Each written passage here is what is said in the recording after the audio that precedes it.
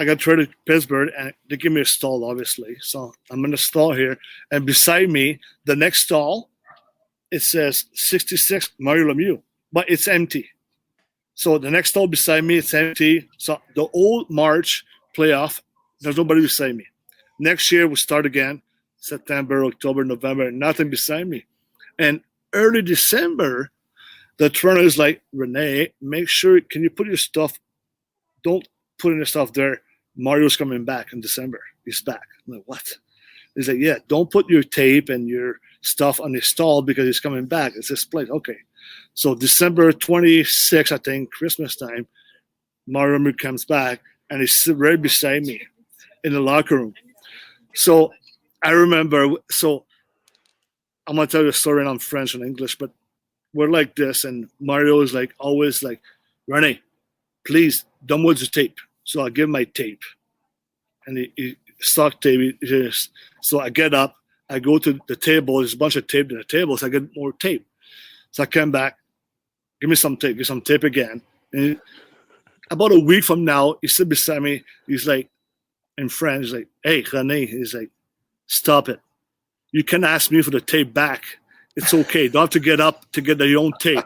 We're teammates. It's Mario Lemieux. I'm like, this is a legend. I'm like, I'm not going to ask him for the tape back. But he's like, ask me for the tape back, please.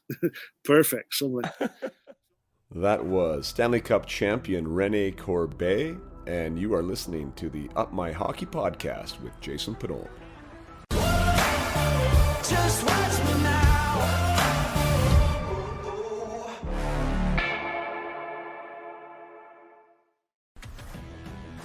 Welcome to Up My Hockey with Jason Podolin, where we deconstruct the NHL journey, discuss what it takes to make it, and have a few laughs along the way. I'm your host, Jason Podolin, a 31st overall draft pick who played 41 NHL games, but thought he was destined for 1,000. Learn from my story and those of my guests. This is a hockey podcast about reaching your potential. Hello there, and welcome back, or welcome to the Up My Hockey podcast with Jason Podolin. We are all the way up to episode 58. And for episode 58, we are visiting Rene Corbet. Rene Corbet was a second-round draft pick. In today's standards, he would have been a first-round draft pick, 24th overall in the 1991 entry draft to the Quebec Nordiques. We cover that draft in this conversation, and it's interesting because that's when the same draft that Eric Lindros went first overall. And Eric Lindros did not go up to the podium and put it on the jersey. He was very public that he would never play for the Quebec Nordiques, told them not to draft him. So Rene was the first pick that would go up to the podium and put on the Nordique jersey to much fanfare, since it was held in Quebec.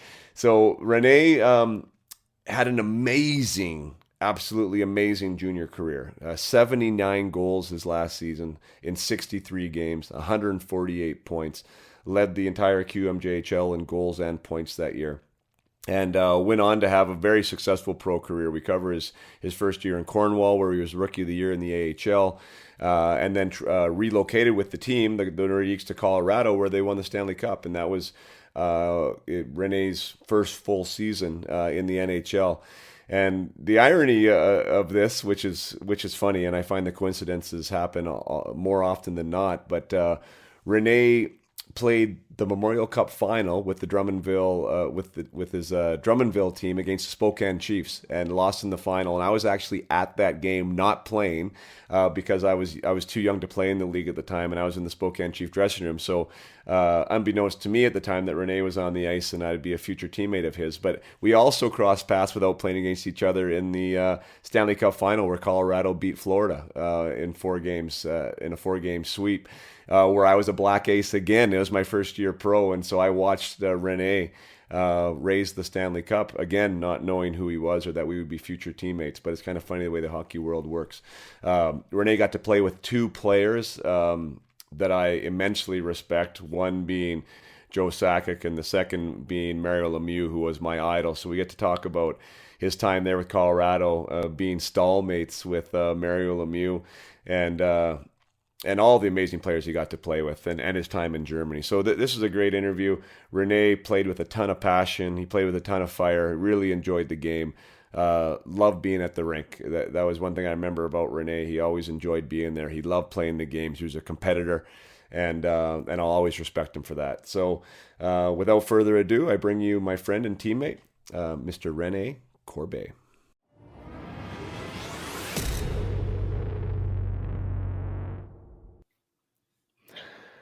All right, here we are back for episode 58 with an old French teammate of mine. He's already been giving me the gears. I don't have enough French players on this show, but I am more than happy to welcome Rene Corbet to the Up My Hockey podcast. Thanks for coming on, Corbs.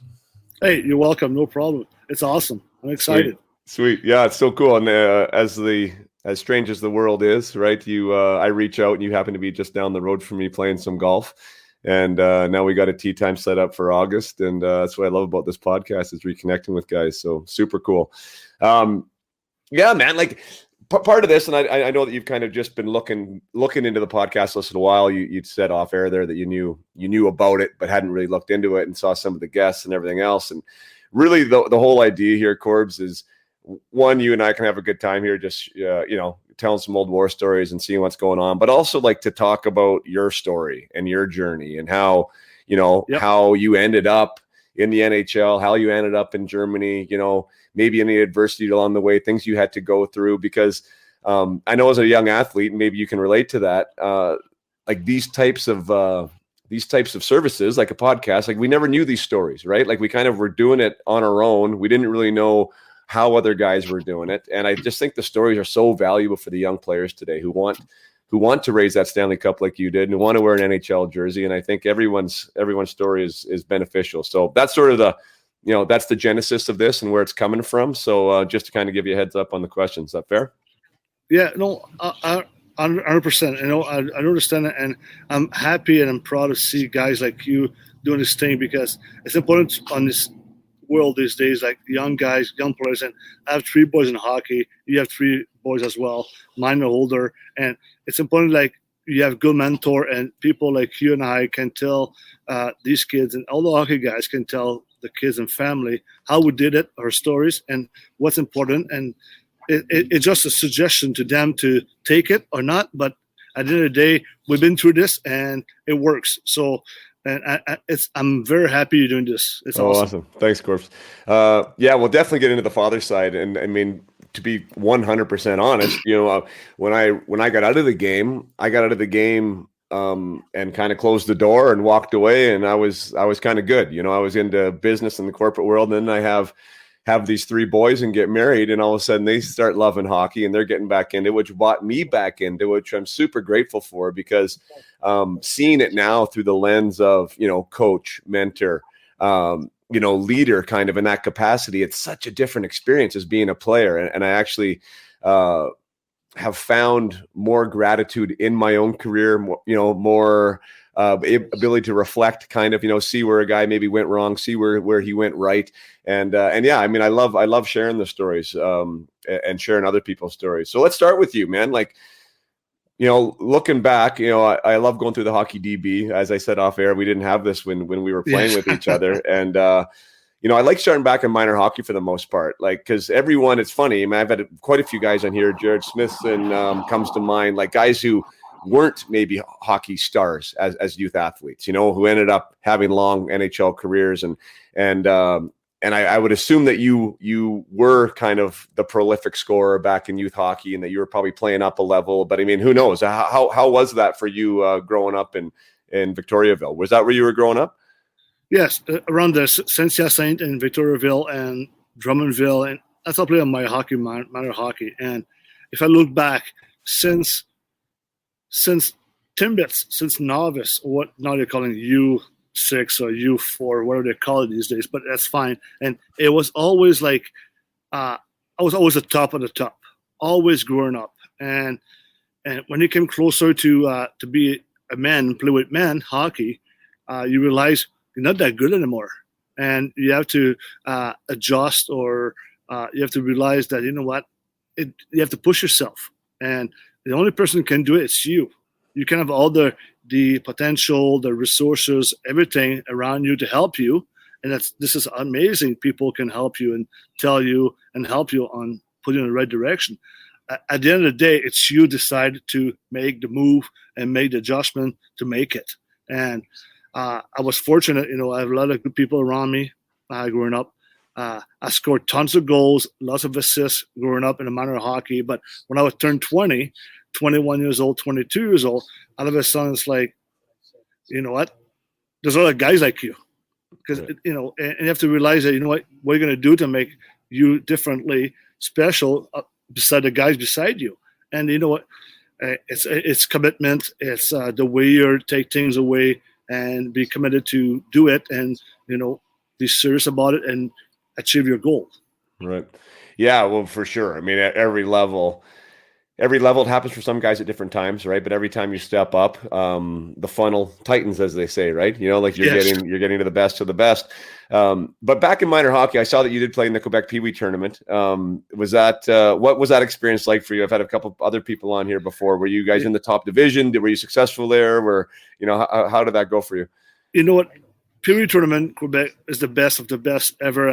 I experienced my entire life as a young boy, and we tried the last couple of years or 3 years ago to get one of my boys to participate in a tournament, but it's really hard because in Calgary they brought one team only and we didn't make it. We're so close to do it and we couldn't make it, but it is a big tournament and this is the best experience ever. And and it takes a lot of work, a lot of commitment from parents, volunteer, raising money to get to that tournament because it's not cheap. You got to get there for 14 days, almost 2 weeks, 3 weeks to Quebec if you're from Calgary or from BC to get there. And but you know what? It's worth it. As a young kid, if I remember, for me, I am very glad and fortunate that my parents made that happen for me, or the teams I was playing for, I made that. And it's the best experience I ever have. After cool. See the Bonhomme de Neige Carnival, it was a carnival in Quebec. It was awesome. Did you? So you built it out, right? Like that's one of the parts of the thing there, right? Don't you stay with a family, and yep. and were your team successful? Were you successful in that tournament? Yeah, I don't. If I remember, I think we're okay. We're not the last, but we're pretty good. It was it's one of those things that. In Quebec, I think there was a few teams from Quebec, so we're not the best team because we couldn't gather all the best players together. So there was a few teams like, Alberta, they have the best team. Alberta coming, BC best team, United States, from Russia, Czechoslovakia. So they have a lot of teams coming in for those places. But in Quebec, and where there's a lot of teams playing. So, but we were good. We're represent very well. We're a good team. But at the end of the day, it's just the experience, living the billets. Right. Playing in the sticks in the hallways at the rink, like all that stuff was awesome. Yeah, that's super fun. And then also the crowds, right? If you were playing in the right rink, you'd have a lot of people in front of you. And when you're 11, 12 years old, that's pretty wild experience too. Totally. So you're saying you're best of the best, kind of going up there as a minor hockey league player. Was that? And now, like I said, now you're a parent and you've had, your son's playing junior. You have some other ones. Your youngest is an 09 like mine, who's Pee Wee age again there. Did you play up a league at the time? And what is your whole feeling or philosophy on that? Should you enjoy being that best player and the ability to score goals and beat guys one-on-one, or should you be playing up and maybe be challenged a little more, but not score as much? Do you have an opinion on that? Yes, and I think all kids are different, and I think for my person, my boys, or I think any kid's advice I would give these days, I think it's always good to push yourself. Like when I was young, I pushed myself, play with my sister, friends, an outdoor rink. They were like 17, 18. I was 13, 12, and I played with those guys, and they want me to play with them because I was good. Yeah. So I would put myself to play with older boys. I think it's always good to push yourself at one point. But at the end of the day, there's no rush. You have to realize that your path's going to happen. There's no rush. Don't push the kids to become what they're going to be. They'll become what they're going to be. At the end of the day, and I got 3 boys right now, and I'm not pushing them. I love the way they process and stuff, but I like to make sure if you have a chance to play in a higher level, I would say yes. You might not have much ice time, but you're going to be coaching with good coaches. You develop better, practicing and everything. And when you return to play, you're going to perform and your chance will come. But I would like to say yes, I like to move my boys to a higher level if I can. Right. Yeah, it's sort of a catch-22, and I think it's right that you're saying that everybody's different, right? Because sometimes confidence is a pretty shaky thing, as you know, playing this game, and when we can get in a situation, depends on the personality type, that maybe being a third liner or not being able to score some goals can really draw a kid back, even though he is being pushed and he's around better players, right? So I think it is understanding the personality of your athlete, where they're gonna strive, and again, right? I mean, it's fun scoring goals. I don't know. I think that's why kids are playing, right? Or some kids really enjoy that. So I mean, 100%. why? Yeah, I mean, we have to remember what they're there for too, and not everyone's gonna get to the NHL and do that whole thing. So it's an interesting, it's a big rush, like you said that already, right? It seems like it's a big rush for everyone, like to get there now, and it's like, my God, they're 11, they're 10, they're 12, right? Like, I don't know. Sometimes we got to put on the brakes a little bit, I think, and just enjoy the ride a little more. 100%. I think family and have to understand that this is a journey. It's not a race. Enjoy the moment, but you'll get there if it's fun. But you know what?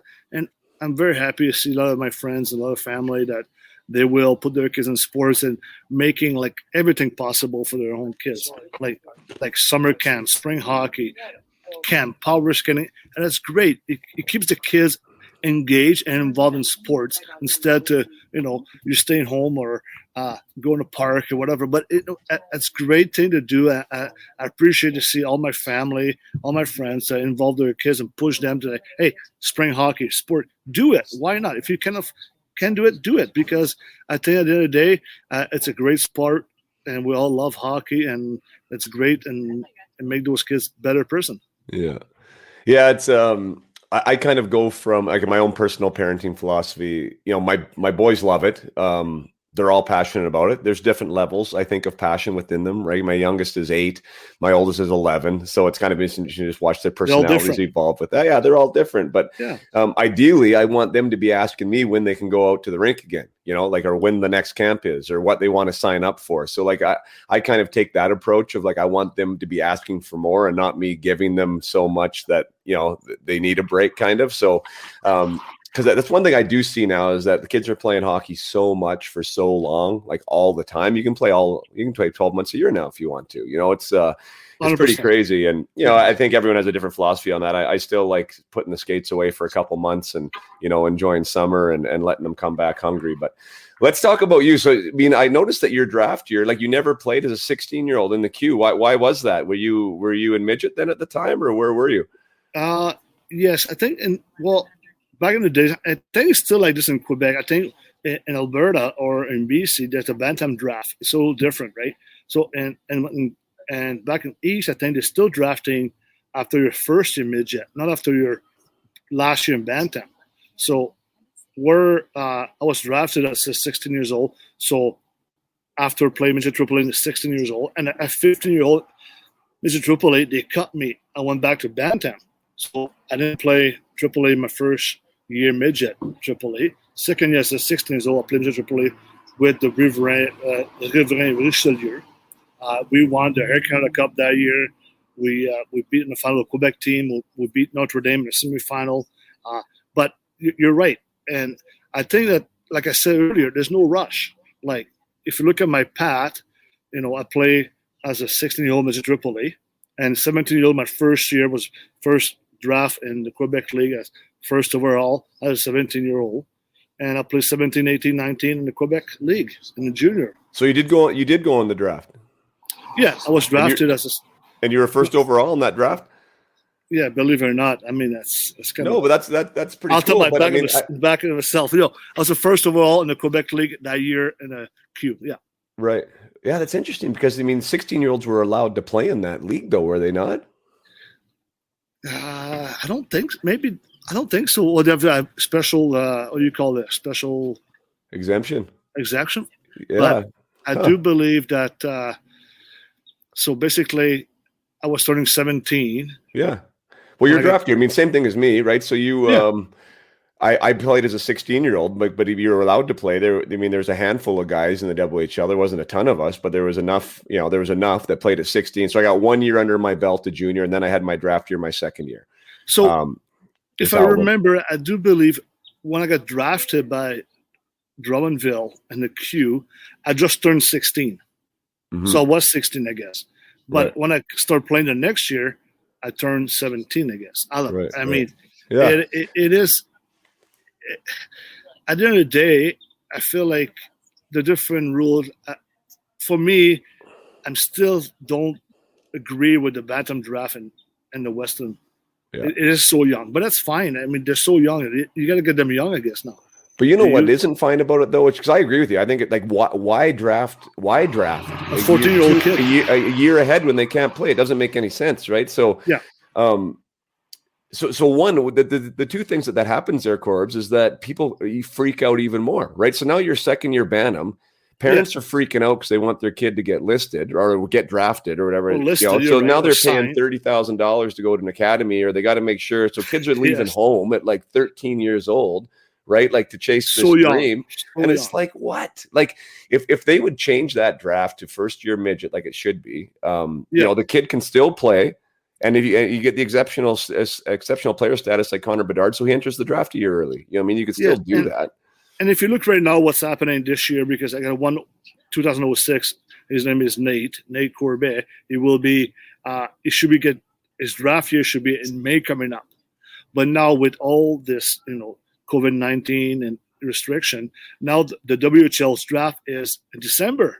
And I'm happy with that because it gives the kids to grow until December and start playing in September if things goes back to normal.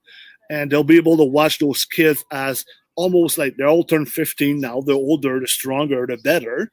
And the draft's in December. So I'm kind of glad the draft of the WHL in December now, not in May. Yeah. So it's almost, you give the kids another 6 months to grow and get stronger for the draft. Yeah. So no, it's perfect. I agree. But you know what I think they should do is actually I don't even know why they have it in December. They should just mimic what the OHL is doing and draft first year midgets. Yeah. And then so they just forget the draft this year, and then they draft the same kids in the draft class next year, but it'll be first year midgets instead of second year Bantams. You know what I mean? Then it's the same. I think that would be a brilliant move. And then I wouldn't be battling my son in 4 years if he wants to go to an academy or not as a Bantam. It's crazy. But so you back on your 91 draft, you end up going second round, 24th overall, which is a first rounder in today's world. Did you know it was the hockey news was the Bible back in the day, right? I mean, there wasn't much else going on. There was the preseason report and the midseason draft report, and then the one at the end of the year. Were you aware that you were on an NHL radar at the start, or when did that happen for you, and what was that like?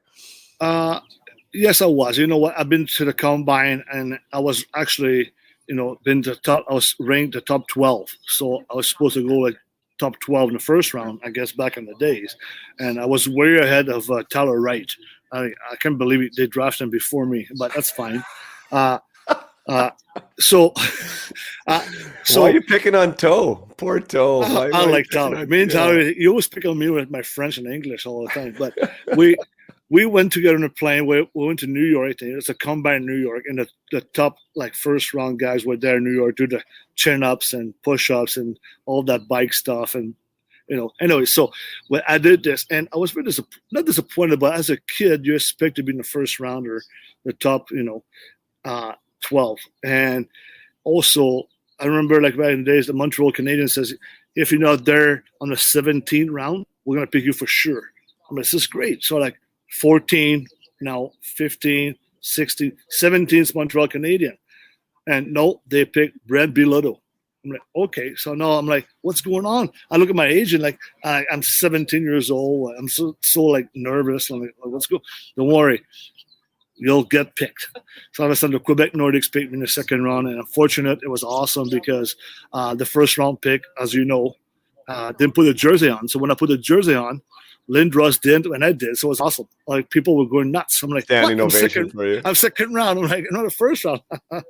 But it was, that's the one thing. Like, you never know. You know what? I was ranked high, and I went a second round, but it's all good. I played a few games in the NHL, and I was lucky enough to get a Stanley Cup in Colorado, and it's all good. Yeah, I want to get to that Stanley Cup. That's super cool. But yeah, I mean, that's actually a similar story to mine. Like I was told to my eyes by Cliff Fletcher, who was the GM of the Toronto Maple Leafs. It was just him and I in his hotel room, and he shook my hand and he said, "I'll see you tomorrow. We're going to take you in the first round. You're going to be our first pick." He told me he was going to trade up for me the whole 9 yards. That was my last meeting of the draft. And anyways, the next day rolled around and they never took me. And I sat and I sat and I sat and I sat and I went 31st, and it felt like it was 331st. You know what I mean? Like we both of us kind of sound probably stupid saying that now. I mean, everyone would love to get drafted, but I've talked about it before. It's the expectation, right? Like you thought you were going to go 12 and then you went 24. So it's like disappointing because you thought it was going to be something different, right? Montreal Canadiens promised me at 17, still they will take you. And they took Brett Bilodeau. And I think Brett, he played a few games and he had a good courage, great defenseman. But it's a gamble. You don't know what's going on back in like the scouting and everybody involved and how they made a decision. And it's pressure too. They got to pick somebody. Your time comes, like, we're going to pick. And there's like 5 guys talking about everything probably, right? So, anyway. Yeah. How come only 45 games that year, though? Did you get hurt that year or what? In Quebec? Yeah, your draft year, you had 45 games your rookie season. Yes, so I did get the funnest thing, again, talking about the draft from Montreal Canadiens and this. So my first year in the queue, I did get hurt. I got 2 Charlios on my left leg, and I was really bad. And my coach was Jean Hamel. So Johnny Hamel is an ex-Canadian Montreal players. He's a legend. So Jean Hamel was my coach, and I got really badly hurt. So he said, "Rene, we're going to send you to Montreal Canadiens to take care of this." So every day I drove. My parents drove me to the Montreal Forum to get treatments in the locker room with the Montreal Canadiens. Wow. Physio guy. So I was lucky enough as a 16-year-old, 17-year-old, go there, get treatment on my leg. And I remember the first couple I got there, I got Todd Ewan, tough guy, was right there in the hot tub, said, "Hey, kid, I'm going to hot tub, wait." What? The trainer told me to come here. So I was waiting. It was funny, but Montreal Canadiens took care of my leg, and I appreciate what he did for me back in the days. And because of Jean Hamel, said he's one of the best players in the queue. We need to get some good treatment. You go to Montreal Canadiens. They still didn't draft me. They still draft me. You must have been nervous, though. Hey, like walking into that locker room with all those guys. How was that? It was crazy. And I walk around, I see Chris Nolan's name, I see Todd Ewan. It was like all the Montreal. I was unbelievable. I was so young and fortunate. Like I experienced that, and I was so nervous actually when I went down the first time. My feet, I did some rehab with physio, and I got the hot tub, and I missed a step, and I fell forward, and my leg snapped, and I'm just crying. The physio guy said, "This is great. Now you just gain like 2% more flexibility. You just break the.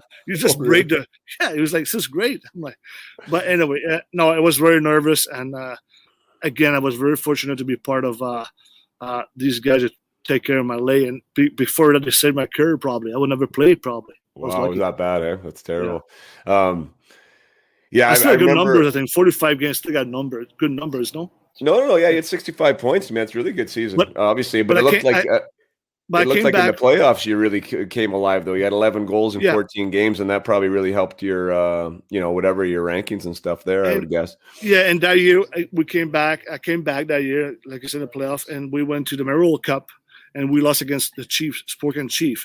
So that year I was hurt the whole year, like 45 games. I got hurt. I came back for the playoff, and we went to the Memorial Cup and lost in the final against Trevor Kim was a goalie. Yeah, John Pat Clem Falloon, Ray Whitney. Whitney. They have an unbelievable team. These guys were Tapras. I was there, man. I was there. What team? With them? Well, I was 13 though, because I was listed by them. So that was the team that they listed me when I turned 13. Like that was back before the Bantam draft. I think like my Bantam draft, there was me, Jeff Friesen, and one other guy, Clayton, Travis Clayton, were the 3 players that weren't eligible for the Bantam draft because we had already been taken in the old system, you know? Yeah. And okay, Yeah, and so then I was, so they invited me to the Memorial Cup because I was, part of their future. I'm supposed to be like their future big guy. You're the Black Aces. You're on a B team. Well, yeah, but I was with my family just cruising around. But I was in the dressing room after they. That's so wild. What a small world. I was in the dressing room when they won it afterwards, like sitting there with the boys at 13 years old, and that was. So that was cool. the year I was injured, but I came back for the playoff. A great playoff. 11 goals, like you said. And I took the team to the Memorial Cup, basically. And it was me and Yann Laperriere and Patrice Brisebois. We're a good team. And we went to the final, and we lost in the final against Spokane. It was like the Whitney, Falloon guys, Toporowski, Trevor Kidd, John Clem, I think, was there. They had a good team. It was tough. But, it was a good experience. Yeah, that's wild. So you get that's really cool too. So you get drafted the same year as Lindros. Lindros doesn't put on the jersey. I mean, for those of you listening here who don't know that story, I mean, Lindros was, the next coming essentially, right? He was the next huge thing.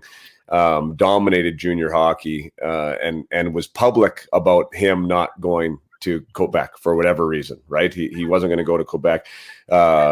He doesn't even show up at the draft table, doesn't put on the jersey. And then they make that trade, which essentially, which is so wild too, because I mean, that trade is what got you guys, your Stanley Cup was because Lindros didn't want to go there. It was such a weird way that hockey world works. But I want to get into your last year. So you get drafted. Actually, you know what? Let's talk about your first camp. So you get drafted. Yeah. Second round, 24th overall, maybe a little bit of a chip on your shoulder because you thought you should have been a first rounder, and you show up there. Now you're at camp and the first guy isn't there. So now you're kind of the big dog from that draft class. What was that first experience like going to NHL camp? Well, it was pretty cool and amazing. A little bit of a pressure. I think they can compare me to coming up from the junior, all those goals, and I'm like, from midget, AAA, from all my background, like this guy is the next Michel Goulet. He's going to score 50 goals in the NHL. I'm like, so a bit of a pressure on that side of it. But I went to Quebec and I came in all of a sudden. I did my first camp and I did okay. And, still kind of a shy guy. I'm only 17 and I want to do something, I won't say stupid, but I want to make sure I do a statement. I got this guy, I think is Russian guy, Andrei Kovalenko. So I got involved with him on the ice, and he's not a fighter. I'm not a fighter. I score goals all the time. And he asked me, let's go. Let's drop the glove. So I'm like, really? I'm 17. You're like, I know how Andrei Kovalenko was. So I dropped the glove, and no. I'm like, no. And I suddenly sucker punched me, boom, broke my nose. I'm bleeding everywhere. And I'm like, wow, welcome to the NHL. And I'm like, it's the first thing. And you know what? And I put my, get up and went to the doctor, get my nose fixed, and was right back at it. And I was like, no problem. You know what? I'm going to make this team. And I'm glad because I keep going, put myself in a good situation. And 4 years after that, I took a spot. It was traded to the Montreal Canadiens from the Avalanche for Quebec. And that's why I made the team and I won the cup. So I was lucky. Broke my nose, won the cup. That's crazy. I mean, I remember my first camp too. It was again, it was a new experience. I mean, new experience. It's not like playing in the NHL, obviously, but I mean, you get your exhibition games. You get to be around NHLers, right? Like you're rubbing elbows with them. It's pretty cool experience. You have another great year, your second year. Let's talk about your third year, though. I mean, your third year, you score 79 goals in Drummondville, lead the entire league in points, lead the entire league in goals. In Canada too, maybe. I would assume, yeah. I mean, that was usually the case with the Q because I actually was going to give you crap over that because if you didn't score 50 in the Q, you were absolutely nobody because it seemed like anybody could do that. That's what they have the best. That's what they have the best goaltender. They have lots of shots on goal. You guys didn't like playing defense out there, or what? No, it's like spring hockey. Go. But how was that though? I mean, so did you get an invite that year? I never saw if you played World Junior or not. Did you play World Junior, or did you get an invite to that camp? This is a kind of a subject that it's great to talk about it. I hit a nerve. You know what? If I look back right now, it's okay. And yes, should I be on that team? Yes. They didn't pick me. That's okay. They told me I was not a very good skater. That's why when I, and it's okay because not everybody's a great skater, but yes, it was a great year. I was fortunate to play with Yann Laperriere, my centerman, and him and I were just killing it. Like Yann had a great, Yann Laperriere play for the Kings and Philly, Avalanche. So it was my centerman. So, but yes, I went to the camp and I got a knock on the door. It says, "You're going home, kid." And there was no, and back in the days, they're looking at bigger kids, like stronger, like they want they're making a team as they pick the first line, second line, third line, fourth line. It's a team. They don't need 5 scoring goals, guys. They need guys who can kill penalty, block shots. They need all that kind of respect. And I respect that. And they did pick me, and that was fine. They say, you know what, we're going to Russia. I think it was Russia, and it's a big heist. And you know what, your skating is not there to be on big heist. And I got cut. And you know what, from that, you learn and you just keep going because adversity makes you a better person, a better player at the end of the day. And it helps me. That's it.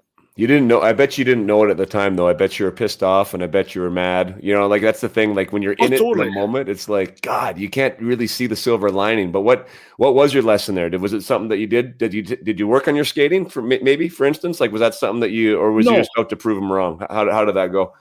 No, and the skating thing part was always with me since I was young. But I put the puck in the net, so it was not a big deal. Like, hey, I remember. You, Putz, you beats me all the time when we skate together. You're always the first skating hard and stuff. You're cheating a little bit. I'm not cheating. So I do stop and starts. You're like turning, but that's fine. So, but we always I'm never a good skater, but my IQ and everything else was really good. But, at the end of the day, if you look at this, I'm not cringe about this. Am I mad? Like now, look at my boys. But back in the days as well, it was always a little bit more Western player playing than Quebec player on Team Canada. Now it's changing now, and I don't want to say it's a bad thing. I think it's a good thing. But back in the days, it was really hard to break the Western boys out of the lineup to play in the World Junior Championship.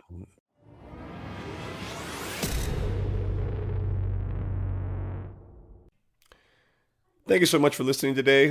Just a quick reminder about upmyhockey.com. That's where you can find anything Up My Hockey related. That means my team services offers. That means my personal client one-on-one services. That also means my family membership services. There's 3 ways that you can utilize Up My Hockey and the mindset program and the character development that comes along with that. I am filling up for the fall as I'm taking on new teams and academies to work with. If you think that adding mental high performance training to your team's program or to your academy's program is something that makes sense, by all means, check out upmyhockey.com. You'll see what it's all about, what types of things I offer, and I would love to have the opportunity to work with you. Also, parents and players out there, currently my private client list is full, but if that's something that entertains you or you're interested about, by all means reach out and maybe we can get on the wait list, and when a spot opens up, we can start working together. As I do really like my time working with players one-on-one. It gives the most value to the player. It's a lot of investment emotionally for me. It's like adding another son into my family, or daughter for that matter. But it's something that I take seriously, and I really enjoy extracting every ounce of potential out of the players out there. So once again, it's upmyhockey.com if you want to know more about what it looks like to work with me as a team or as an individual. Now back to the program with Rene Corbet. The WHL club, or the WO. There was always, we had Jose Theodore on my team and Marc Denis. The goalies were usually like the ones, right? And then we also got so much shots on goals. Yeah, Denis Gauthier was there. Christian Dubé. We had a few players, but yeah, it was. I mean, for instance, like you're right though. Our coach was from the WHL, was Marcel Como, and I think we probably had 10, probably 11 guys from the WHL right on that team. And that was the case some years. I found it was the case of like who that coach was, right? You want to go middle with yeah. Junior, yeah, with Iggy, awesome. with Iginla. So that was like, that's awesome. Cool. It was really good. You know what? And at the end of the day, it's one thing I miss on my resume. Yeah. I wish I would have a gold medal, or actually will be in the team or play the World Junior, but I didn't. That's okay. Yeah. That was one of the things talking with Danny Briere. I know I told you he was a guest here before, but he got cut twice, right, at camp. And it's kind of a similar story, right? Was crushing it in the queue, got cut twice. Then he made it that third year and he won his gold medal. And that was kind of one of the, big highlights for him and in his journey. You take the step into pros after that. So you win everything you can win. Essentially, as a Q, confidence, I assume, is sky high. Feel like you're a world beater. And you roll into camp there. I see you played 9 games that year. Did you make the team out of camp, or were those call-up games? Those were call-up games. So basically, at 20 years old, I was 20 years old, went to camp, and I went a really good camp in Quebec, but they still cut me because the contract situation, they have no room for me. So they sent me back to the Cornwall Aces in Ontario. So I'm back to the Miners. And great year. I was 20 years old. I got the Rookie of the Year that year. I don't know if you know that, but I got the Rookie of the Year. Yeah. Like that's a good 37 goals, whatever assists. So it was a great year for me, but they did call me out for a month. I remember they say, you're not going to fly. Take your car to Quebec City. You want to stay there for a month or 2. I'm like, oh, this is awesome. I'm taking my car. I'm driving on the highway from Cornwall to Quebec. I'm there for a month or 2. So that's why I played those 9 games that year. Oh, that's sweet. Yeah, and that's why I got my first NHL goal. I was going to ask you about that. How was that goal? Who was it against? Oh, it was great. You know what? You probably won't guess who against, but this a good trivia with my friend. The story I tell my friends and family.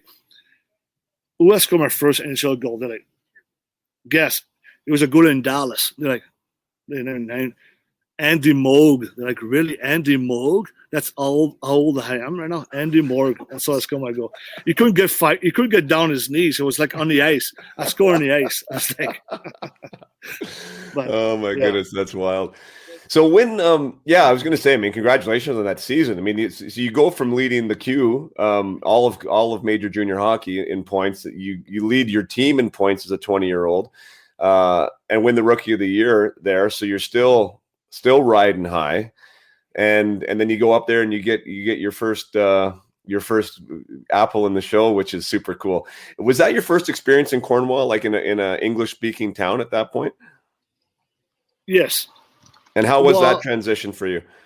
It was pretty. It was okay. You know what? And Cornwall was also a very French town as well. So people kind of but it was nervous. And no offense.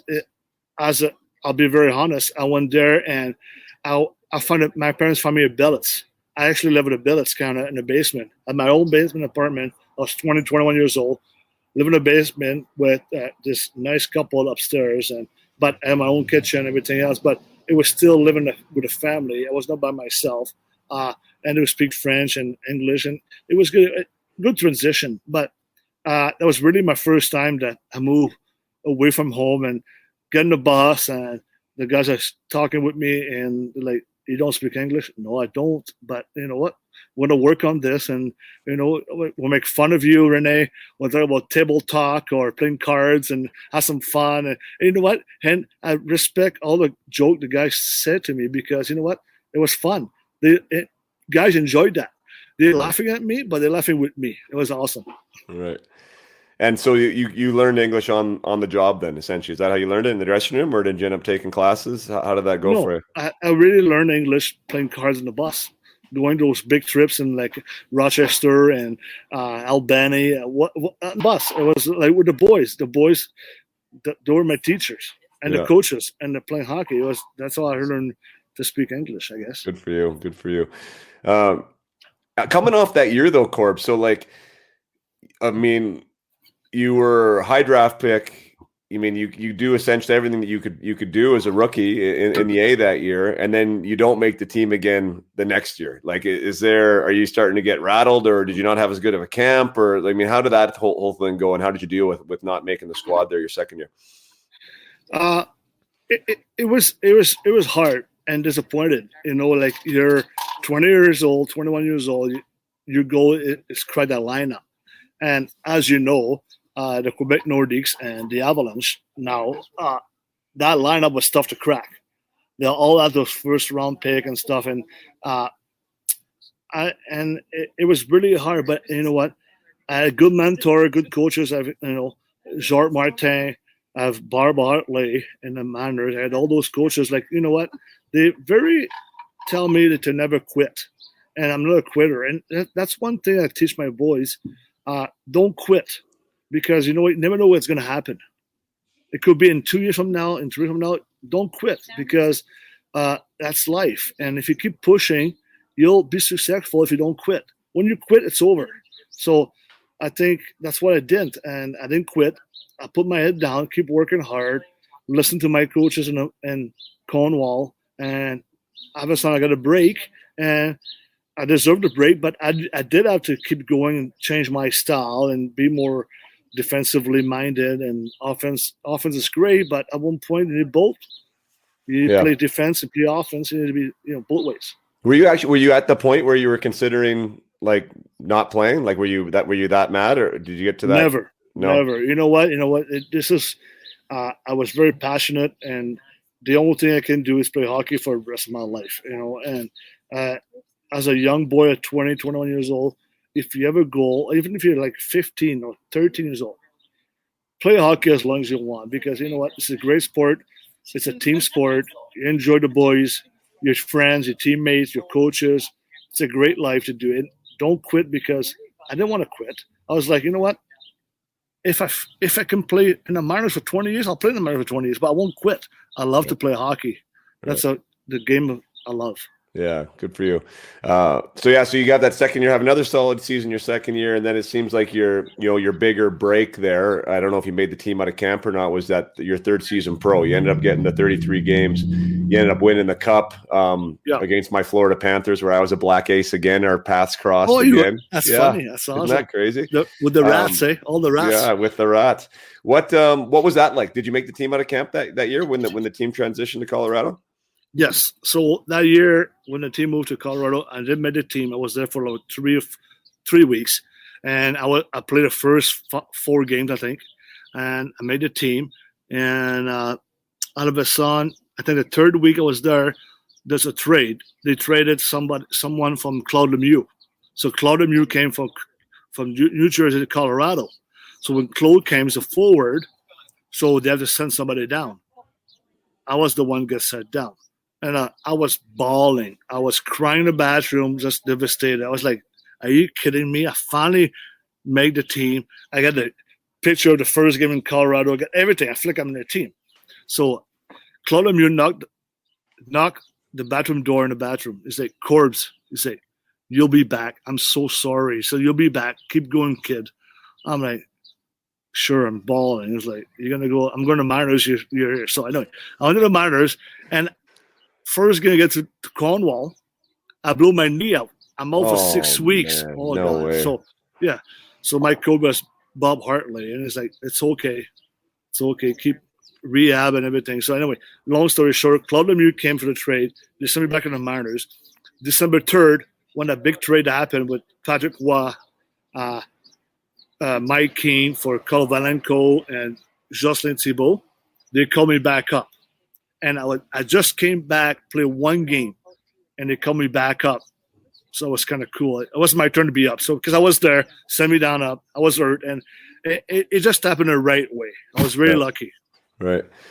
Yeah, that's a pretty class move by Claude. Hey, so Claude actually, obviously he arrived after the trade, and you were still there. I mean, a lot of times that wouldn't happen, right? You'd have been released already. Well, but I was there probably for a week after that, like ill to scratch, and ill to scratch. And I was saying, like, the roster is tight. Rene, go back to the Miners. I'm like, okay. Right. So I was kind of devastated. But you know what? I remember December 3rd, that trade.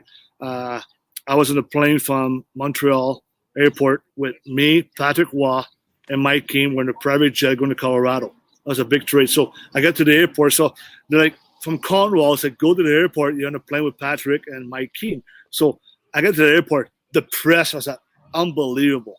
Right. because Patrick and my kid, big trade, right? So I'm at the airport. I'm coming in with my hockey bag and a couple suitcases. They're like, what's the plane? This way. They're like, this way. You go there. They'll talk to these guys. But I also play with those guys. And I went back. It was my break. It was actually, that's the time I went. December 3rd, 2000, or not, yeah, 19. Anyway, it was a long journey. And it feels so good. Right. That day I knew I was going there and not coming back to play the minors. That's what I feel like it was like the time. Oh, that was just a feeling you had in your gut. You're like, I'm here now. You know what? I was there for 3 weeks, get set down, and the trade, and I get called up again. I was like, this is it. You know what? I'm not going back. But still, December 3rd, I was staying in a hotel until January 24th, until we came back from a road trip from Boston, and the coach waved at me. He said, come here. Oh, no, I'm in trouble.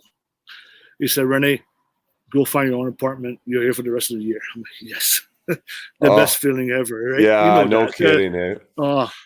I've talked to guys about that before. Those are words I never heard, unfortunately. But boy, I wish that I did. You know, like what a great feeling that is to get out of the hotel and, you know, to feel like you really to exhale and believe that you belong, right? Yeah. So crazy. That's awesome. That team, man. It's like, so now you feel that you're one of the guys. You feel like you're an NHLer and you're on one of the best teams in hockey with some just amazing players. How did you fit into that, and how did you know what your role was and how you were going to be successful in that environment? Well, I'm a big believer that when I was there, I can do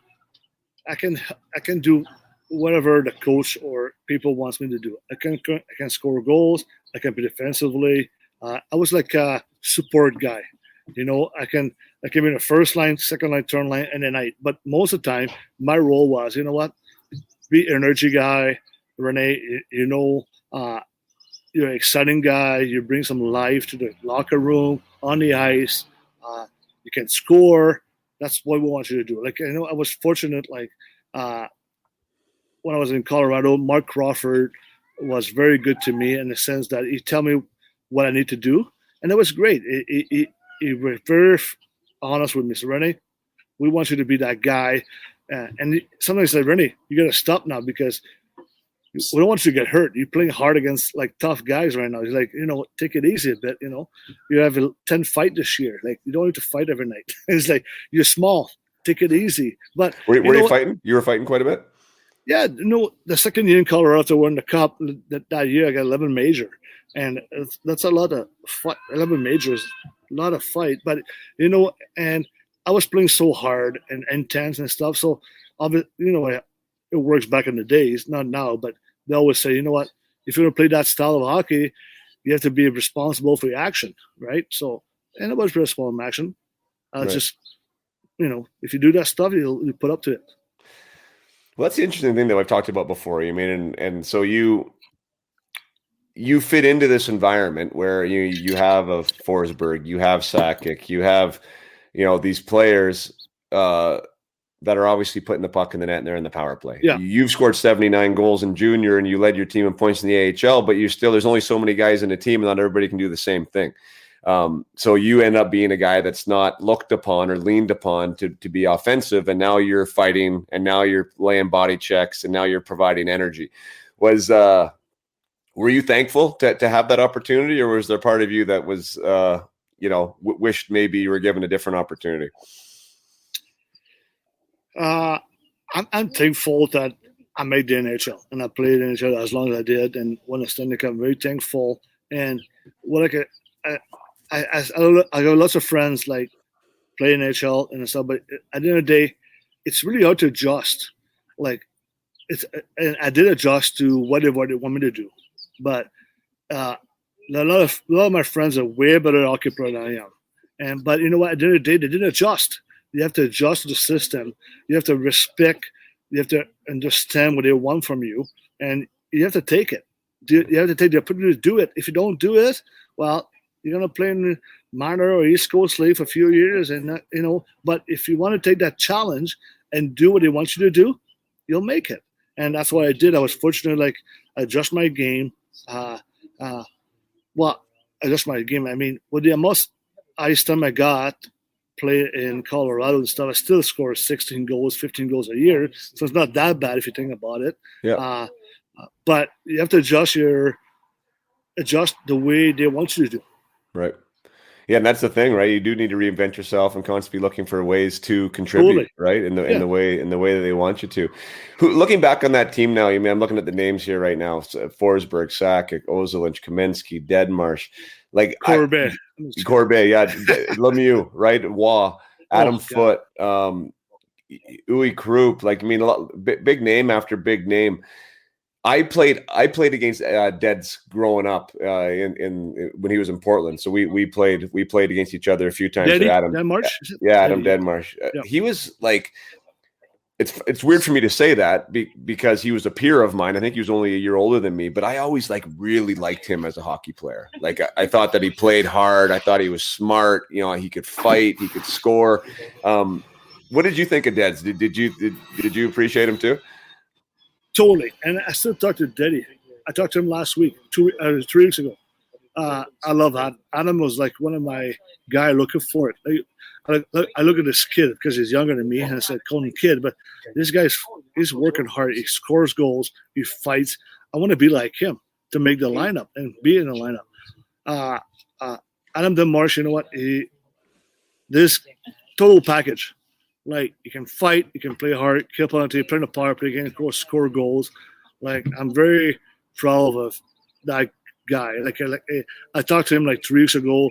We reconnect with when we have a Colorado Avalanche 25 years anniversary on Zoom, and he was there, and a lot of guys were there. Jari Kurri was on the call. Sylvain Lefebvre. It was awesome reunion we did about a month ago. That's awesome. And now we're talking about my kids because now Adam is part of the Spokane now. Yeah. I want to have him on as a guest too. He's assistant coach there. I definitely want to chat with him, about his career. Obviously, the stuff that he went through with his head, and the concussions and everything else.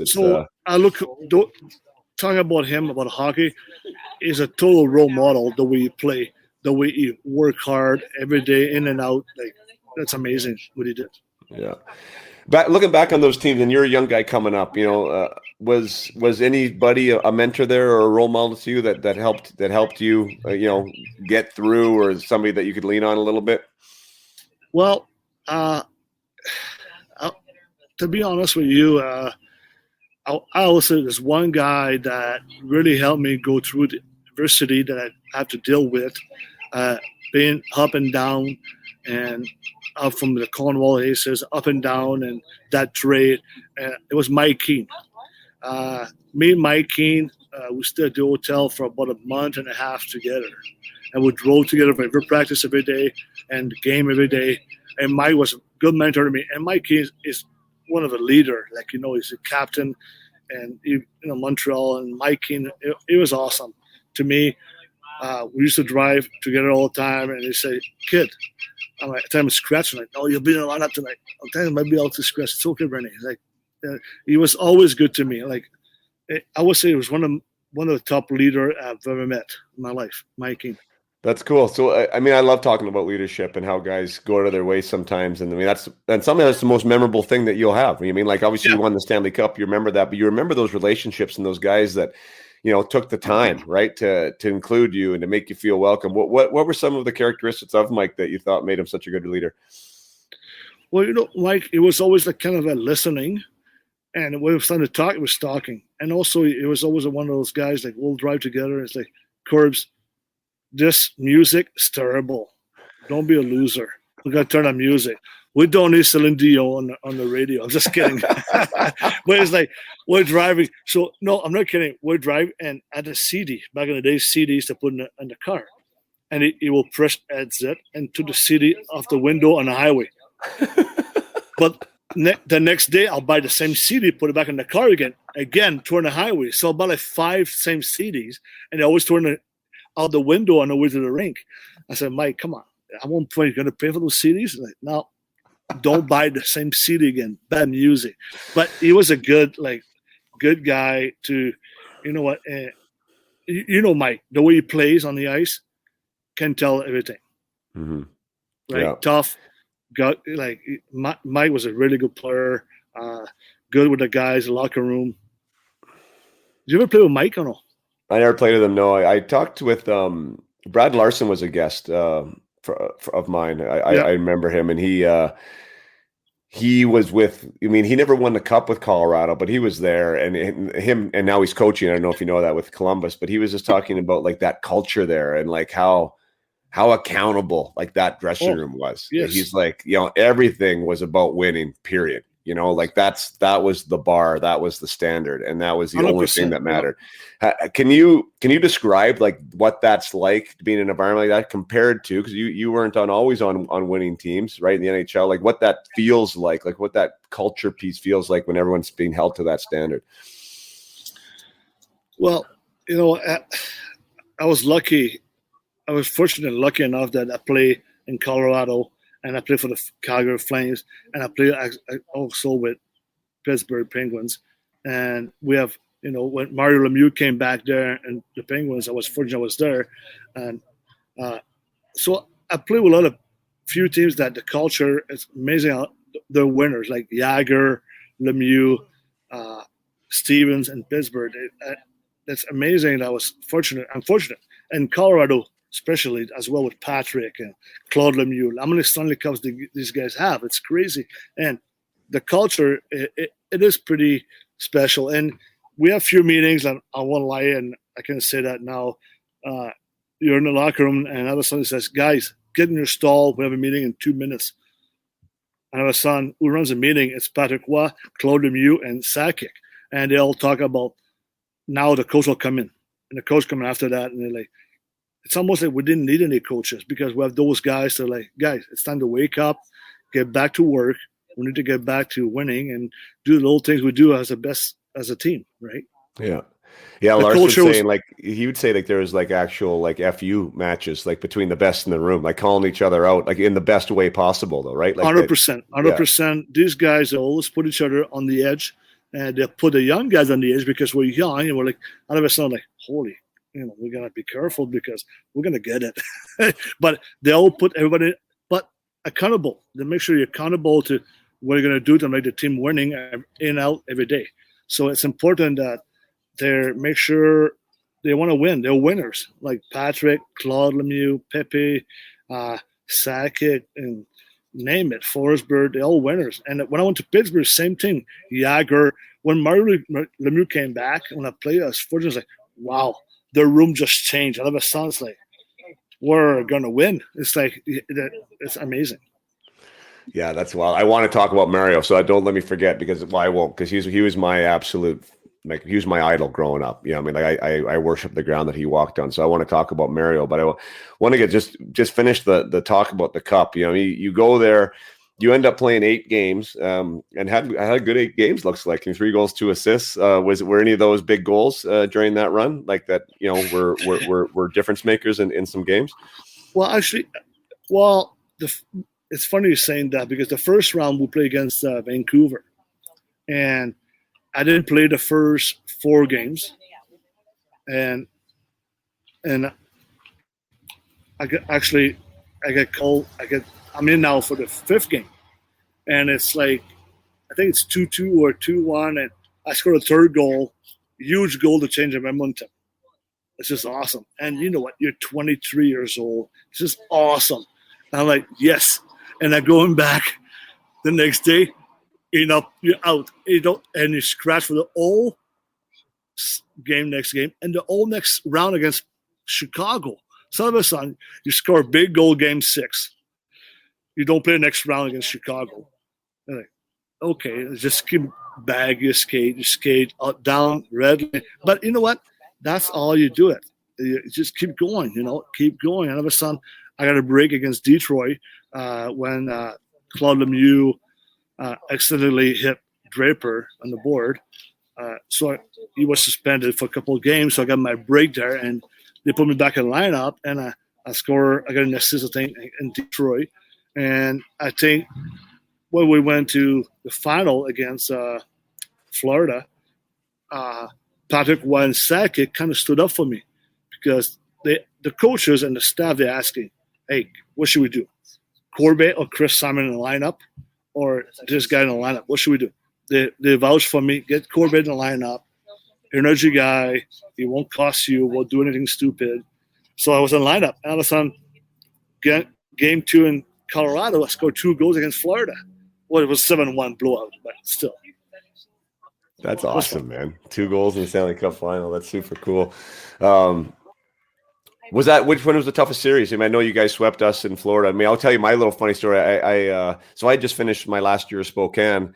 We got to the WHL final, and I was playing my best hockey of my career at that point. I led the WHL in goals, and they called me up. And the first game I was supposed to play, like on arrival, Ray Shepherd was hurt, and we were playing against Boston. And I was like in the locker room, like getting ready for the game, showed up, had my suit on, and all of a sudden Ray Shepherd walked through the door and had some like miracle healing nap or something. And he played that game. And then I never got in the lineup. I mean, they just went on that run. Right. And I was a black ace the entire time. So I was this close to playing my first game in the NHL as a playoff game, but was there and saw you raise the Stanley Cup, I guess. Isn't that crazy? Yeah, that's crazy. You know what? I was very fortunate, and from these days, I was on the ice. I was on that team the last day. I was 20. We're talking about like 23 years ago. Like, it's amazing. Like, right now, I don't realize it, but I was young. I was 23 years old, and you gotta be fortunate. Like, you look at the kids now. I look at my boys now, guys. Enjoy every moment now, because those moments will never go back. Like, you have to enjoy every time you win a championship. It doesn't matter if it's SO minor hockey or any championship you won in hockey. Enjoy every championship, because this is a special moment. Oh my goodness, yeah, for sure. I mean, not to mention a Stanley Cup, the biggest of all championships. That's crazy. Yeah, that's crazy. Second year, the next year, you guys lose in the third round, correct? To Detroit. Yep. How was those series were just insane series. I mean, that must be a highlight, even though you lost to them that year. Like those, I mean, there wasn't much better hockey. I mean, back in the 90s, like the Colorado versus Detroit, that was where it was at. Oh yeah, it was a war. Like every day you get up in the morning to go play against these guys, like you shake. It's like, what's going to happen today? It's like it's a battle to become. And it was good, and if I look back now, I really appreciate the way we respect each other at the end of the day. We battled hard, we fought each other, but you know what? It was for one goal. It was for the cup. That's the only thing we fight about. It was the cup. And that's how much it's tough to win the cup. You have to fight about it, right? Yeah. Well, yeah, how many Hall of Famers were on the ice in those series? Right, like it's like crazy, right? I mean, like Sakic, Forsberg, Lidstrom, Datsuk, and like Eisenman, whatever. I'm forgetting Hall of Famers. Do you know what I mean? Like Hasek, like it's crazy when you start thinking about who was there, and that was just such good hockey. What you had your 2 best seasons as far as from point production were your first 2 there. You mentioned you had 12 goals and 16 goals. 133 PIMs that second season, which obviously you said you must have been doing fights, 11 fights. Yeah, must have been doing a lot of fighting. When did you, like, I don't know, like you do things to get into the league, and then sometimes you have to do things to stay in the league, of course. Did you realize at any point that probably the goal scoring thing is not going to work out at this level? And if so, why do you think it didn't work out at that level? Are they just too good there? Oh, yes, obviously, and I realized that right away. I was 22 years old after my 2 years in the Mariners, like rookie of the year, lots of goals and stuff, and they wouldn't call me up, so they didn't really need me to go play in her leagues and score some goals. So at one point, and my coaches were very good to me, like, Rene, you have to be more defensively minded. You have to play defensively. You have to block shot, because I know we can score a goal, but we don't think you can play defensively. So when you want to play in the big show, you have to play both ways. And you have to be an all-around player. Like, if you look at Joe Sakic, yes, top scoring all the time, Forsberg, but these guys can play both ways as well. They can kelp, and so they told me, like, you have to adjust, And if you look back to your question right now, I did have to adjust. And you know what? I'm glad, but it's really hard. That's what kids don't understand these days. Like, how to adjust to the new system or the new expectation as a team, right? You want to teach your boys or your own kids or my own kids, like, you need to be this way because, yes, you can do this, but you might be want to change your style of playing and you'll be playing more ice time. But that way you won't play less ice time. So I did adjust, and unfortunately, like, I made the move, and I know a lot of friends, like, way better hockey player than me, and they didn't make it because they didn't adjust. You have to adjust. Right. Yeah. Be open-minded. Open-minded. Right. Yeah. Adaptability is one thing that I talk with my clients about now a lot too, because and the interesting too about that is, and I've said on this podcast before, is that that's where the passion for the game comes in, because sometimes players only have a passion to play the game the way they want to play it, right? Which means maybe scoring goals and playing the power play and not back checking. You know, I don't want to go into that puck and get in that corner and get that puck or take that cross check, right? Like, that's not fun for me. But to get to that level and to keep leveling up, sometimes we have to do things that we typically wouldn't want to do, right? And I think that's a passion thing, right? Are you willing to do it, to wear that jersey and collect that check and all of the amazing things that do come with whatever level that you're playing at? But when you got traded to Calgary, when did that trade happen, and how did that impact you and your career? Well, there was a weirdest, like, phone call I got ever in my NHL career. I got a phone call from Pierre Lacroix, the GM, and Pierre Lacroix used to be my agent. So Pierre Lacroix called me and said, Rene, come to my office. I have bad news, but it's going to be good for you. I'm like, okay. So right there, I know I get traded. I'm like, it's going to be good for you. So I'm going to his office, and Rene, I knew you since you're 16 years old. So I was 26 years old. And Pierre Lacroix family, I know, he took care of me when I was 16 years old. So I knew Pierre Lacroix since 16 years old. Now I'm 23 years old, and he's trading me. He's like, come in his office. Like, he's crying. I'm crying. He's like, sorry, but I just traded you. You got to go to Calgary tonight. Great. Like, it's like 11 o'clock in the morning. It's like that fast. I'm like, yeah. So what's the trade? Well, we traded you and Robin Regier for Terran Fleury and Chris Deming. I'm like, okay. So do I have to leave tonight, or I can give me a date? No, they want you to be there tonight. I'm like, sounds good. I'm like, I guess I'm going home now, pack everything and figure it out. Anyway, so it was great. I got traded, and you know what? It was a great thing for me to go to Calgary. It gave me a chance to experience, like, who I was as a player, because the expectation was like, well, we have this kid coming at 26 years old. He scores so many goals in the queue in AHL. He's coming in now. We're going to get a ton of ice time.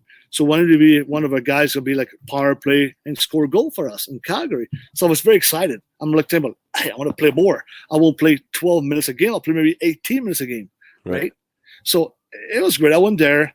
I got there, and they tried to compare me to, you got to fill the shoes of Terran Fleury. Now I won't fill his shoes because T.O. is T.O. Anyway, so I came to Calgary, and it was great. It was a good opportunity for me to prove myself and to be a guy, maybe more opportunities to score some goals. And so you did get some more opportunities? You played up in the lineup there a little bit? Oh, 100%. I was like in the power play. I mean, like, I was playing with Higgy, out of the sun, played with all those guys, like, you know, and lots of chances. But I was still who I was from Colorado, right? But you know what? I did pretty good here. I was there for a year and a half, and they traded me again in the playoff. Unfortunately, I was in Calgary, and I'm still in Calgary now, believe it or not. Yeah. It's great. That's interesting. So I'll just pick apart one thing you said there. So you said you were still the player you were in Colorado. So you were given a different opportunity, but you had kind of now, I don't know, you morphed yourself, like you couldn't get back to the 79 goal guy. Like you were having a hard time finding that place again. Well, yes, because you know what, when they traded me here, they put so much pressure in Calgary. It's like, you're going to score a bunch of goals. No, I'm not. I'm like one of those guys. I'm in Colorado. That's what you're getting. But yes, I did score some goals in Calgary as well. But it was just the fact that I feel like the expectations were very high compared what I was in Colorado. Right. I'm here. but don't expect for me to fill the net again. Like, you know what I mean? Like, it was, but I think they didn't understand, but they were hoping that thing would happen, but no. Yeah. It was. Expectations are hard. I mean, that was one thing that I felt, when I don't know if you know, like I got traded to Toronto for Kirk Muller. So it was my rookie year. I was having in the AHL, right? Rookie year as a pro, and having a good year in the A over a point a game, similar to you, and had my cup of coffee up in the NHL. And then I got traded at the deadline for Kirk Muller, 1-for-1 to Toronto Maple Leafs. And so like showing up there, leaving the AHL, right? And expectation. Assistant captain and the storied career he had, the second overall pick, and all this kind of stuff, right? It was a big deal, and it's hard sometimes especially as a young man, right? I mean, like you're trying to be a hockey player, and then you're also dealing with these other, expectations, ideas. You obviously want to do well yourself as an athlete too, and it can be a lot. Let's talk about Mario, because I mean, you mentioned those locker rooms, man. Like I can't believe who you had the opportunity to play with. How special is that? And you get to play. I'm very fortunate and lucky. I'm very lucky. So cool. Like Jagger and Lemieux in that locker room. Like how? Just tell me how good they both were, and please don't hold anything back.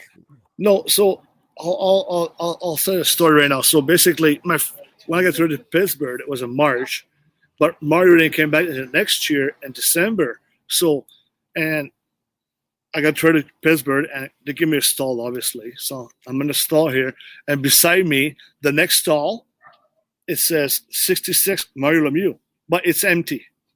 So the next stall beside me, it's empty. So the old March playoff, there's nobody beside me.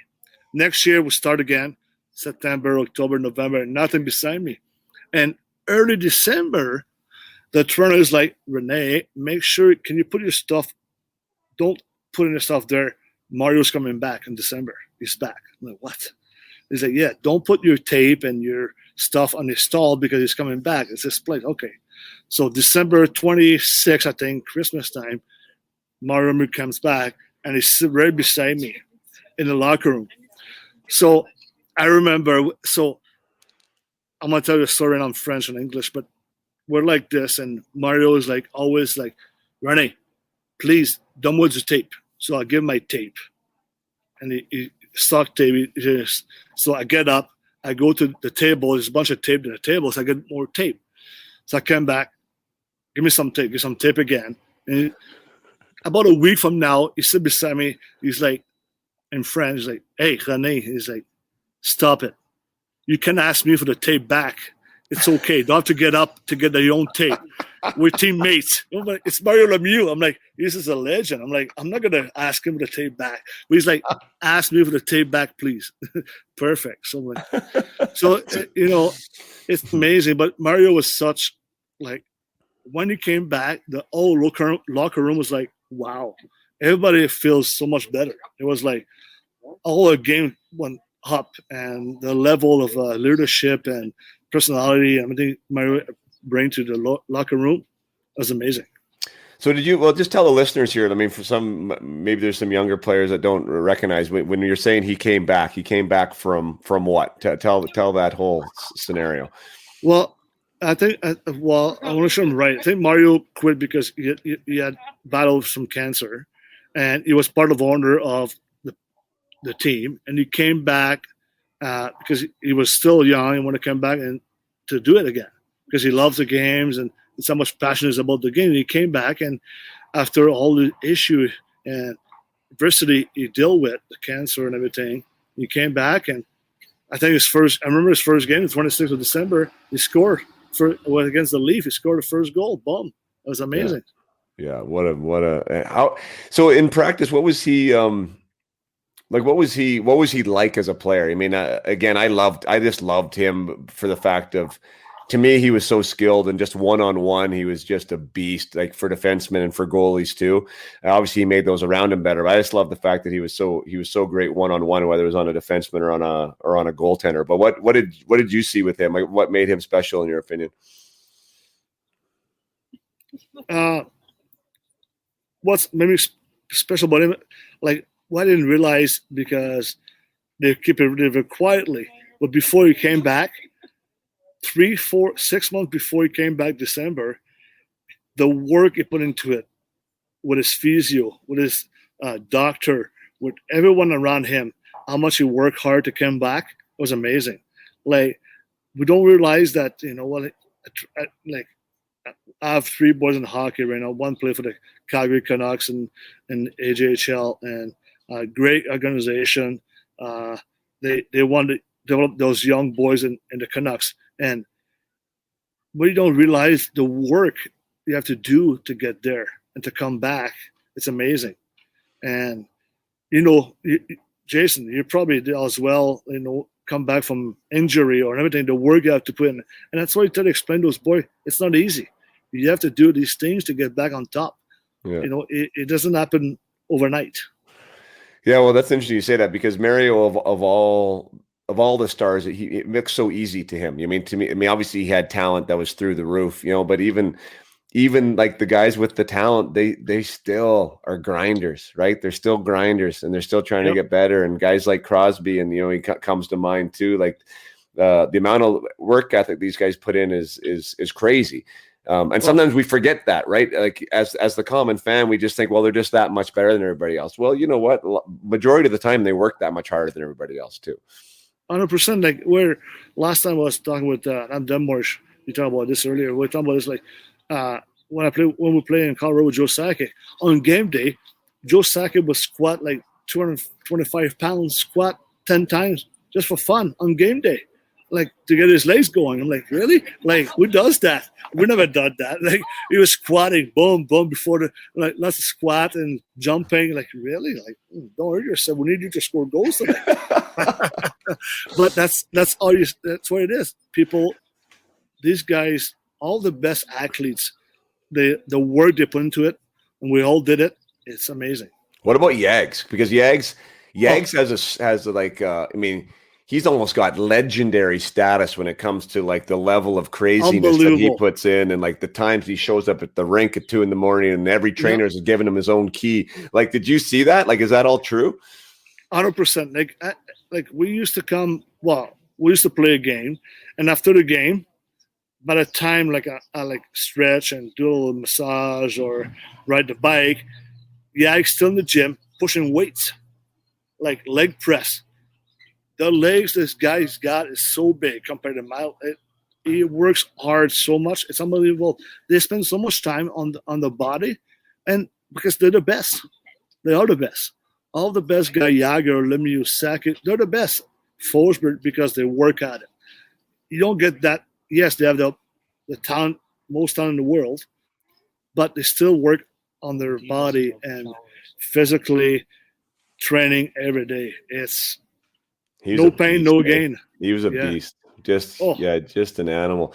You know what? On that team too, there's another name that, my gosh, I've heard guys say that I've interviewed here that he was the most skilled player that they ever played with, and that was Alexei Kovalev.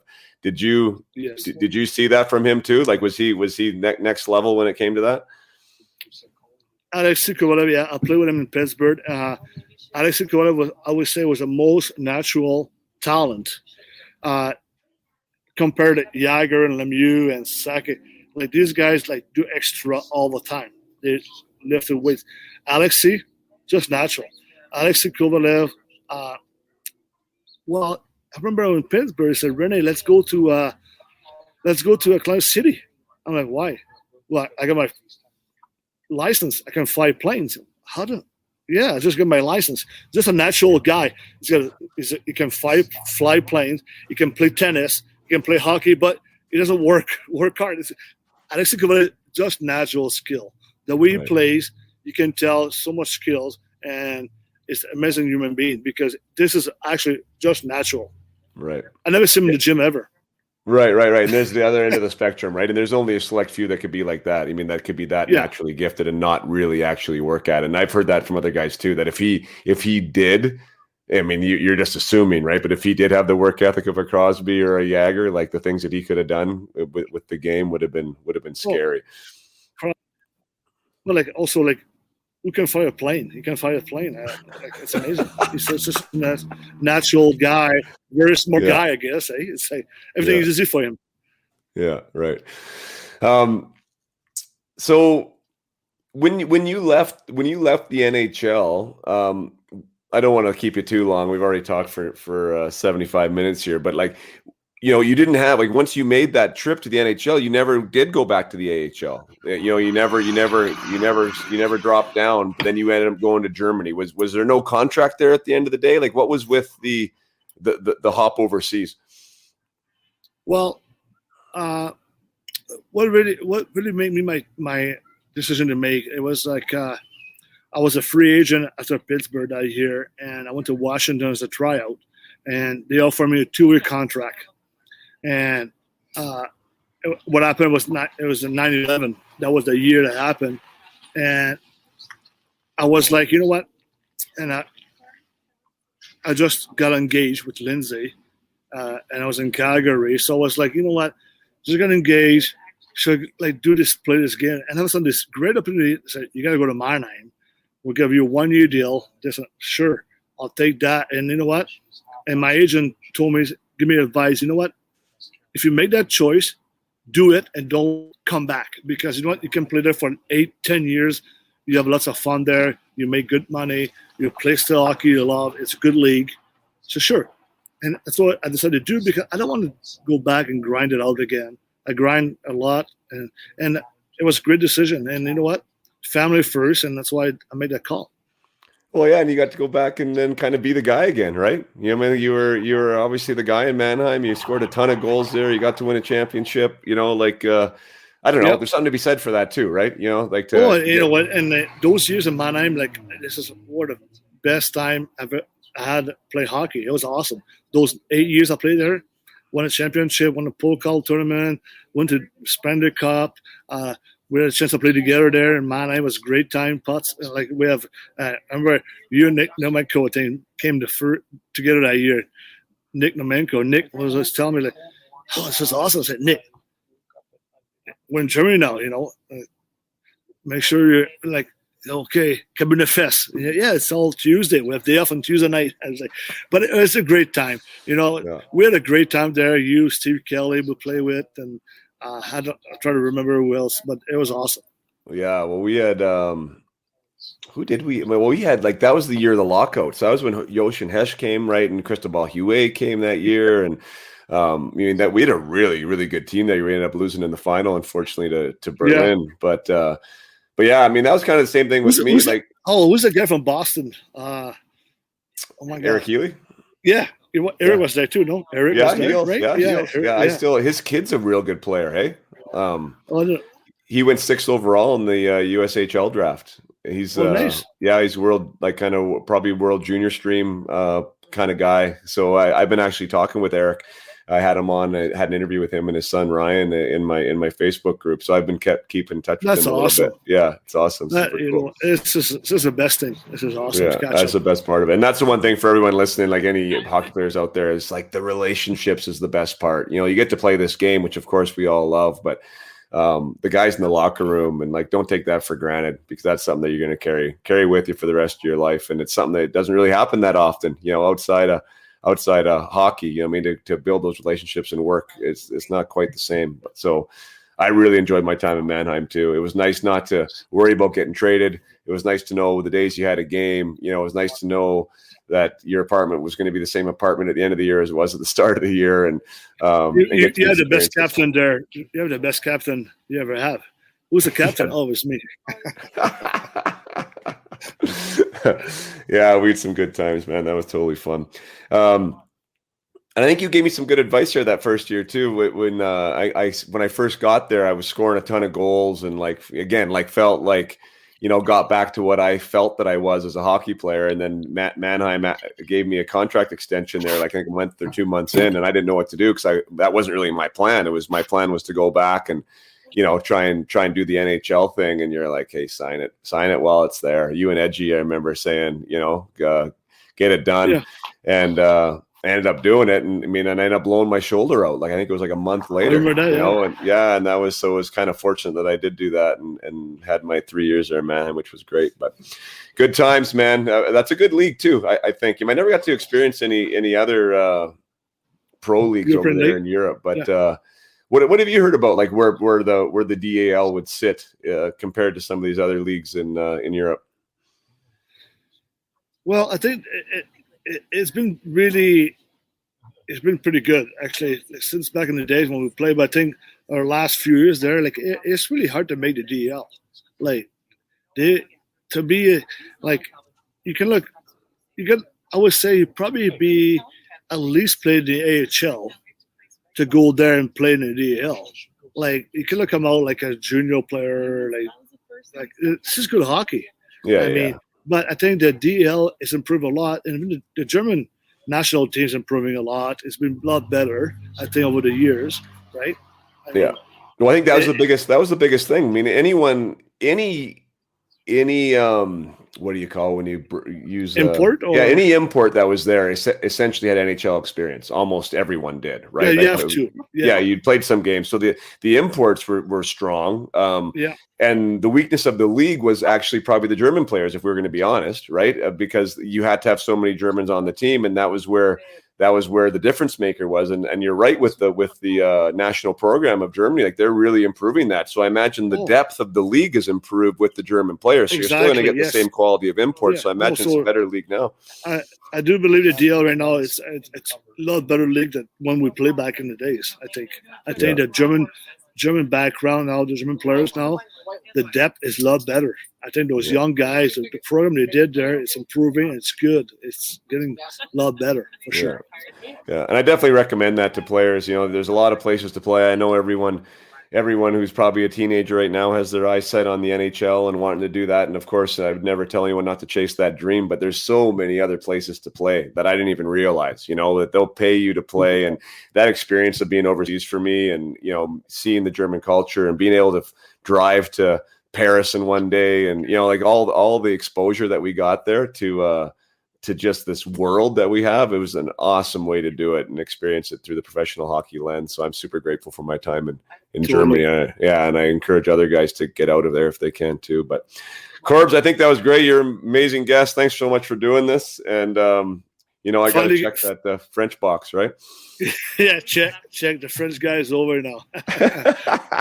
Well, it's great. You know what? And like, I'm glad. I'm happy, and I'm so happy to do this. And now we can touch base, and maybe I'll be back here. I'll be back in July, and we can go play golf. Yeah, you can beat me at golf this summer. I'll let you beat me as long as you buy me the beer after, and we'll be all good. Sounds good. Well, say to the family, and good to talk to you, Jason. Yeah, definitely. Say hi to Lindsay too, and yeah, we'll touch base offline for sure, and we'll talk about your boys because I didn't get into that as much. But thanks so much, Rene Corbet, everybody, for episode 58. Till next time. Cheers. Thank you so much for being here for episode 58 with Rene Corbet. Rene has quite the story, and I think the one thing you heard him say here again and again and again was, you know, that about the adaptability component of being able to do what the team wants and what the coach wants, especially at the NHL level. If you want to make that next team, it might not be on your terms, right? You may have to shift. You may have to develop components of your game that you might otherwise not have in order to get your foot in the door, and then also in order to stay there. Rene is very proud of his 362 games and Stanley Cup, and he should be. He fought hard for every single one of those games. I can totally relate. You know, in the 41 that I played, you know, it's a hard thing to do. It's a hard thing to make it, and it's even harder to stay. And for Rene to play the, you know, geez, what is it, 6 full seasons in the NHL, really respect what he was able to accomplish. I respect what the career he was able to develop in the DEL too, and what he did for the Mannheim Eagles, and it was an honor to be a teammate with him. So remember, young players out there, right? Adaptability, coachability is a great thing, and start working on those components of the game. You know, here's a guy that scored 79 goals in Major Junior. You know, he led his team in the AHL. This is rarefied air, you know, to be able to accomplish those types of things. Yet at the NHL level, he was never a goal scorer. Like, you have to understand how hard it is to be a goal scorer at the NHL level. I'm not saying you can't do that. Of course I don't. I always believe in dreams, but we have to understand that we need to round out aspects of our game. Become a 200-foot player. understand what it is to play defense, how to kill penalties, how to take a hit, how to give a hit, how to play with energy. These are all things that are going to help you, because as you level up, it gets harder and harder and harder. And if hockey is something that you want to take seriously and as a career, I suggest the adaptability piece and the evolution piece of you as a player, and trying to be as well-rounded as you can is a great lesson to take from Rene. So until next time, play hard, keep your head up.